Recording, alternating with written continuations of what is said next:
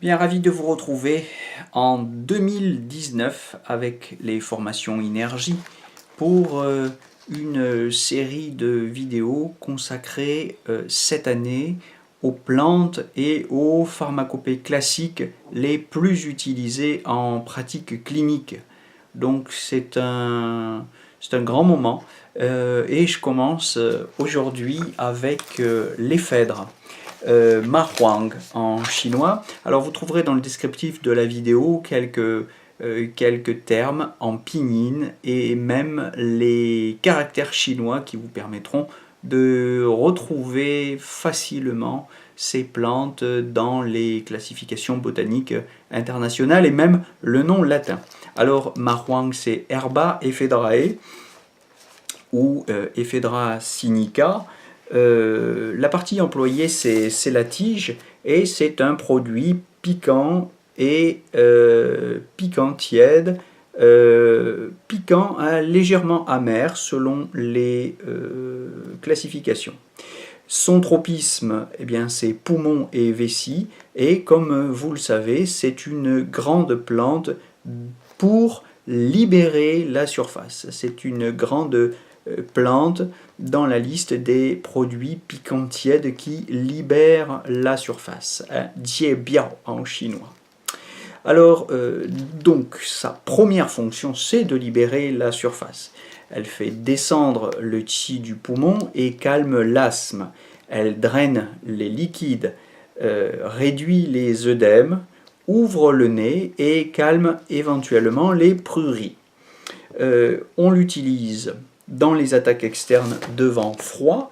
Pour ce qui est de la théorie des 6 couches de Zhang Zhongjin, à laquelle je vous renvoie concernant le cours de théorie fondamentale, donc dans les cas de grippe, si vous voulez, bien que vous sachiez que ce terme n'est pas suffisamment précis en médecine chinoise, on parle d'attaque de vent froid avec des signes de frilosité, fièvre, céphalée, douleur corporelle, obstruction nasale, absence de transpiration, enduit lingual fin et blanc, peau superficielle et tendue.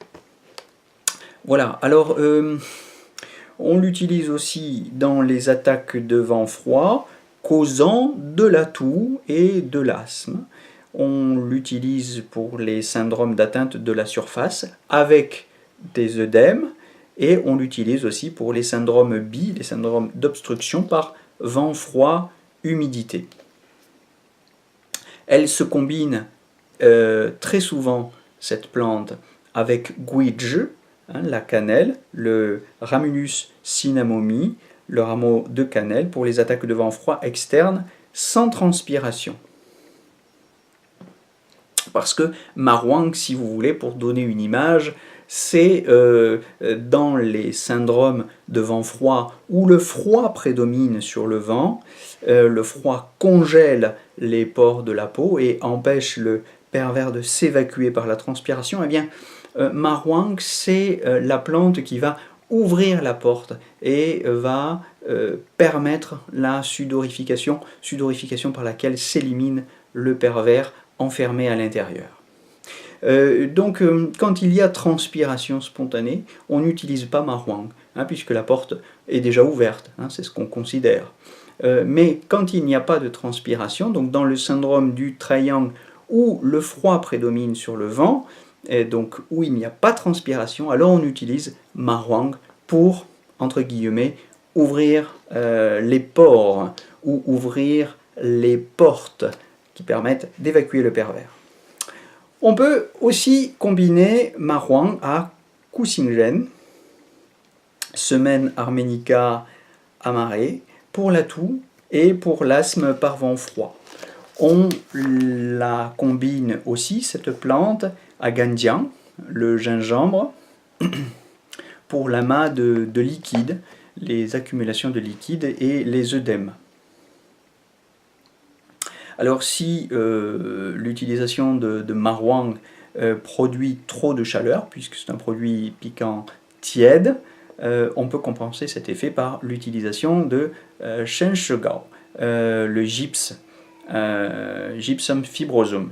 Et on peut la combiner aussi à Huangqing, la scutellaire, Radix scutellariae. On peut combiner aussi ma huang à Shu di huang, à la Rehmannia cuite, Radix Rehmannia preparata, c'est-à-dire à la Rehmannia cuite, pour les furoncles yin causés par le froid-humidité obstruant les méridiens, ou pour l'asthme causé par le vide du yin des reins.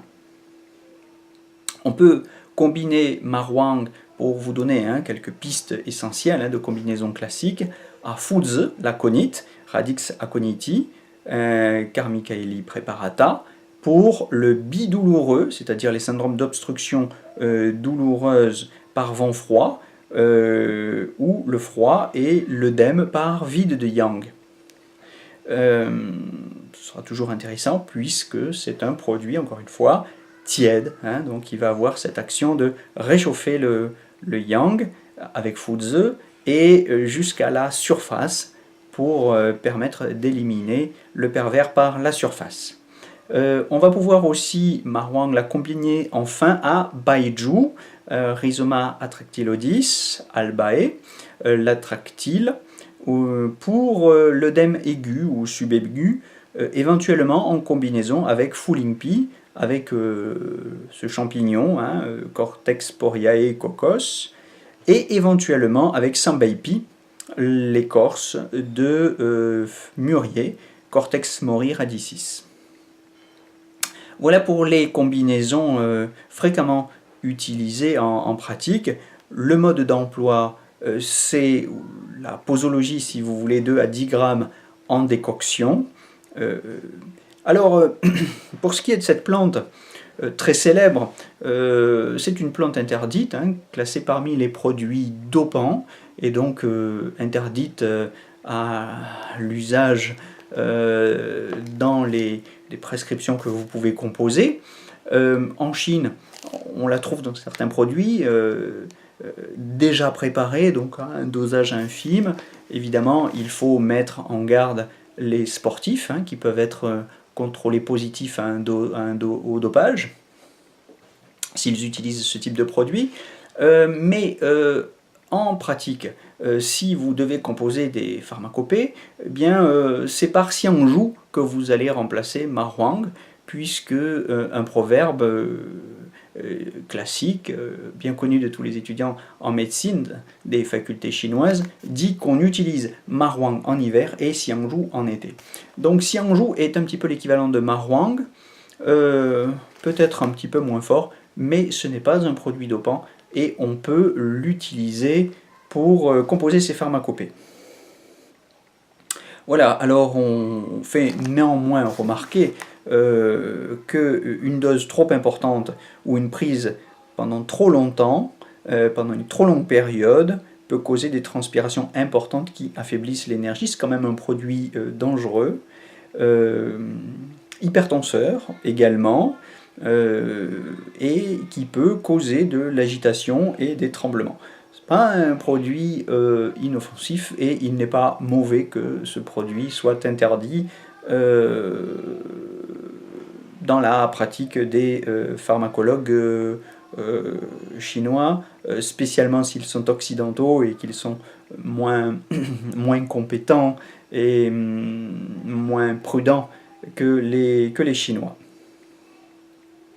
Voilà, les recherches cliniques font remarquer que c'est un vasodilatateur cardiaque, donc attention aussi pour les cardiaques, un vasodilatateur cervical et musculaire, donc hypertenseur je l'ai dit, relaxant musculaire, stimulant utérin, stimulant nerveux, antibactérien et antitussif, mais un produit voilà, relativement dangereux et proscrit des listes de produits qu'on peut manipuler, je crois, à bon escient. Proscrit à bon escient. On trouve ce produit comme empereur dans la formule classique Ma Huangtang. Ma Huangtang reste une formule de référence, et même si, comme je l'ai dit, on inverse ou on modifie la formule en changeant Mahuang par Xiangzhu, eh bien, on étudie quand même cette plante, qui reste une plante de référence, et cette pharmacopée Mahuang Tang, qui reste la pharmacopée de référence pour l'attaque du triangle, dans laquelle, au niveau du méridien, le froid prédomine sur le vent. Dans cette pharmacopée, Mahuang est empereur. Donc je vous renvoie aussi au cours de théorie fondamentale pour le sens de ce terme empereur.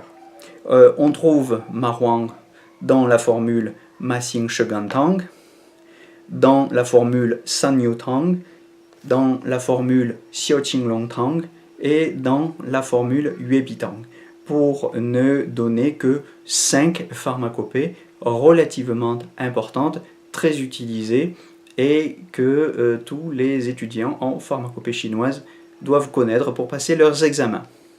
Voilà, j'en ai suffisamment dit pour Mahuang pour aujourd'hui, et je vous donne rendez-vous très bientôt dans une nouvelle vidéo énergie sur la pharmacopée chinoise. A très bientôt!